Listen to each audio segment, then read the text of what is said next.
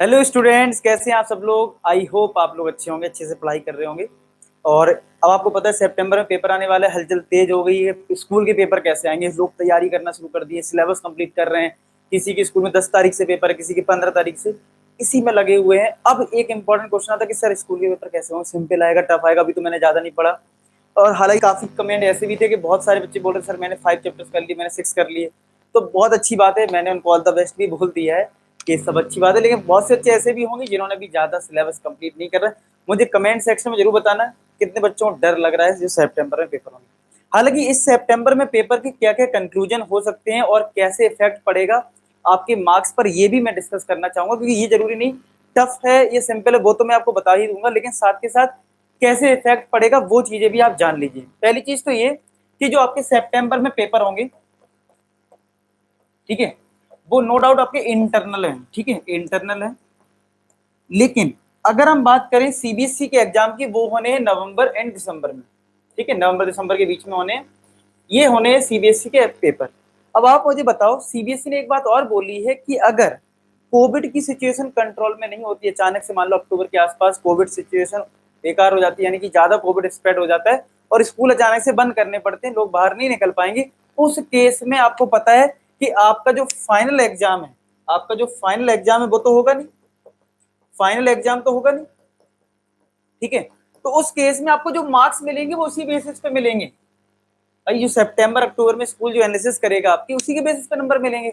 तो ये गलती मत करना। कुछ लोग सोचेंगे अरे कोई नहीं, इंटरनल मार्क्स क्या 2 नंबर 3 नंबर का होगा, कोई दिक्कत नहीं है, क्योंकि वो 10 नंबर में ऐड होना, उसमें नोटबुक भी है, नंबर भी है। सोचेंगे 2-3 नंबर में फर्क क्या पड़ेगा। लेकिन आप याद रखना, इस बार भी बच्चों का बहुत लॉस हुआ इसी चक्कर में, क्योंकि जब इस बार बोर्ड एग्जाम कैंसिल हुए तो किसी ने नहीं सोचा था 10th की बोर्ड एग्जाम के मार्क्स जोड़ेंगे, उनका 12th में घाटा हो जाएगा।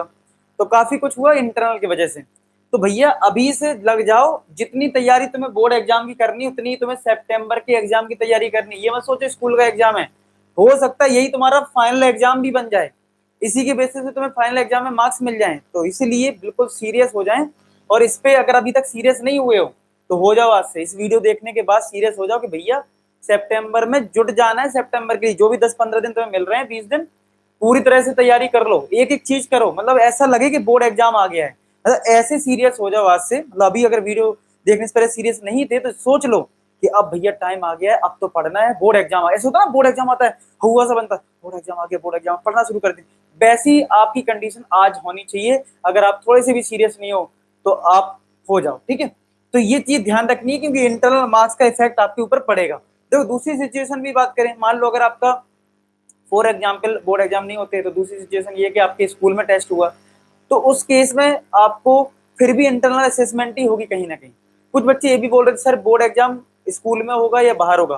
देखो अगर कोविड कंट्रोल रहा, कोविड केसेस नहीं बढ़े, तब तो बाहर होगा। जैसे बोर्ड एग्जाम होता है, सेंटर बनते हैं, आप बाहर पेपर देने जाते हैं, वैसे ही आपको जाना होगा, प्रॉपर आपकी प्लानिंग की जाती है, ठीक है। इस तरीके से आपको मेंटेन करना पड़ेगा उस केस में।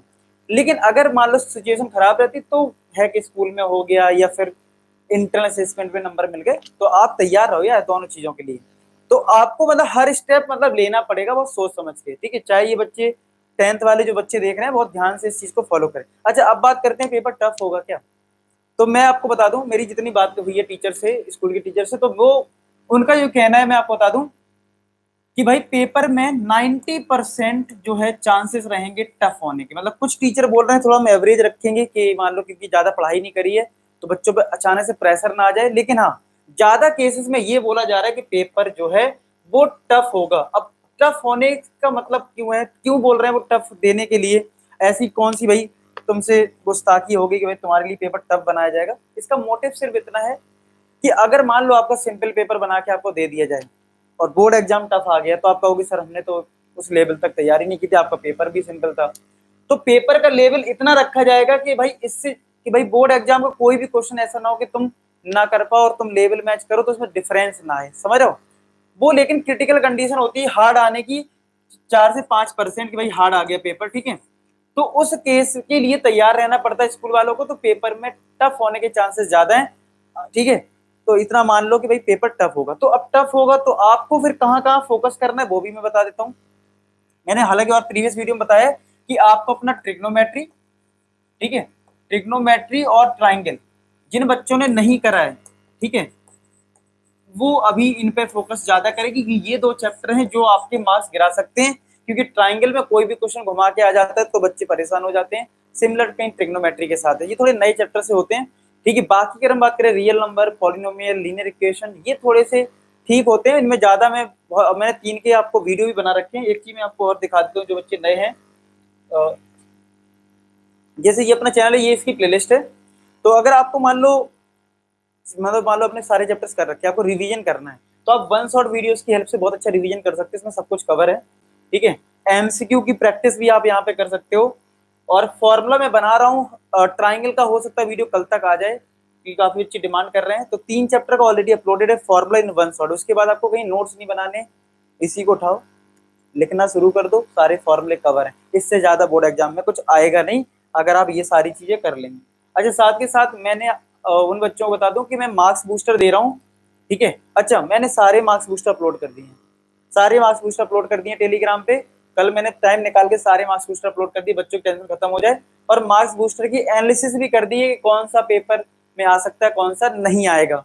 सिमिलर अगर हम बात करें एनसीईआरटी एग्जाम्पलर की बात करें, तो मैंने एग्जाम्पलर की भी प्लेलिस्ट लगा रखी है, इसमें भी मैंने डिस्कस कर दिया है कौन से क्वेश्चन आएंगे, कौन से क्वेश्चन बिल्कुल नहीं आएंगे। तो आप बिल्कुल तैयारी के साथ बिल्कुल जुट जाइए और इसके अकॉर्डिंग प्रिपरेशन करना शुरू कर दो, तभी आप बहुत अच्छा परफॉर्म कर पाएंगे। इस चीज को समझ लीजिए, ठीक है। अच्छा जी, ये तो आपने समझ लिया कि भाई इस तरीके से हमें करना है और ये टफ होना है, ये भी चीज क्लियर है। कौन से टॉपिक स्ट्रॉन्ग करने, कौन से आपको इजीली तरीके से हो जाएंगे। अब आपको ये बताना है कमेंट सेक्शन में कि कितने बच्चों ने, ठीक है, पूरे चैप्टर कवर कर लिए, फुल चैप्टर, ठीक है। और कैसे ऐसे बच्चे जिन्होंने अभी कुछ भी ज्यादा पढ़ाई नहीं की है, ठीक है। और हाँ, जिन बच्चों ने ज्यादा पढ़ाई नहीं की है, ठीक है, अच्छा, टेलीग्राम की लिंक डिस्क्रिप्शन में, ठीक है। और कुछ बच्चे ऐसे होंगे जो कहीं ट्यूशन नहीं लगा रखे होते, मतलब सिर्फ सेल्फ स्टडी पे फोकस कर रहे हैं, बहुत अच्छी बात है, करते रहें। मैं जितना सपोर्ट कर सकता हूँ मैं कर ही रहा हूँ, मेरे वीडियोस इतने फ्री कंटेंट इतना अच्छा है कि आपको कहीं जाने की जरूरत ही नहीं है। आप चाहो तो वन शॉट वीडियो से बड़े आराम से पढ़ाई करिए, मैं आपको गाइड कर ही रहा हूँ, सारी चीजें प्रॉपर वीडियोस आ ही रहे हैं टाइम पे। लेकिन फिर भी आपको कोई डाउट रह जाता है तो आप इंस्टाग्राम पे मुझे मैसेज कर देना। और एक चीज और है, मान लो आपको फिर भी पर्सनल गाइडेंस की जरूरत है, मान लो आपको कुछ क्लासेस चाहिए, मतलब आपको पढ़ना है, तो वो भी चीजें आप मुझे इंस्टाग्राम से पूछ सकते हो, तो वहां पे मैं अपनी क्लासेस की टाइमिंग बता दूंगा, आप वहां पे पढ़ सकते हो, ठीक है। तो अगर आपको प्रॉपर क्लास पढ़नी है, अदरवाइज सारी चीजें तो यूट्यूब पे आपको मिल ही रही है फ्री ऑफ कॉस्ट, आप आराम से पढ़ें, ठीक है। लेकिन फिर भी आपको होता ना कि मान लो कोई ट्यूशन नहीं ले रहा है, गाँव में है, मान लो आपकी अच्छी ट्यूशन नहीं है, तो आप चाहते हो कि सर आप ही मुझे पढ़ा दो, आप ही पर्सनल गाइडेंस कर दो, तो ऐसी सिचुएशन, वो भी पर्टिकुलर टाइम पे जैसे ट्यूशन क्लासेस होती हैं, तो आप मुझे जरूर बताएं, ठीक है। इंस्टाग्राम पे मुझे मैसेज करना अगर आपको ऐसा लगता है, तो मैं आपको उसमें हेल्प करूंगा, उसमें ज्वाइन करवा दूंगा, ठीक है। जो भी चीजें होंगी वो आपको सारी बता दी जाएंगी। अब एक और इम्पोर्टेंट पॉइंट आता है कि सर स्कूल के पेपर जो होंगे